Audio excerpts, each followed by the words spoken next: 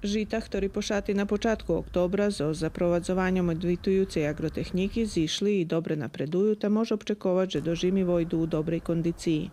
Produkovateľe ozbiljno pochopili situáciu i môžeme povedať, že dosť veľa toho zrobené. Môže byť prej 80 do 90% žito pošaté od toho, co plánované. Všetko hevto, co še pošeje už teraz od 20.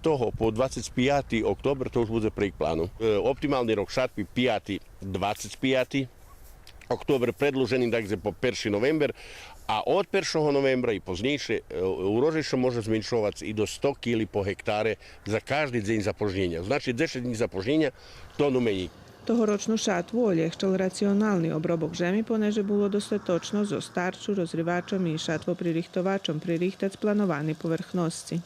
Toho roku še dosť dobre, odnosno bar zvihodno še porihtalo za šatvu žita. I uglavnom še šalo do, jak ľudia hovoria, najljepše do prahu. Pošac tak i toho roku bilo do prahu še šalo i bar še umelčala žemco najhlavnejše za šatvu žita. Popri optimalnog termina dobre pririhtane žemi hasnovanja startnih mineralnih gnojoh produkovatelja bi trebali hasnovati kvalitetne sortne našenje, poneže še šlidujućeg roku najvjerojatnejše žito bude otkupljovac po kvalitetu.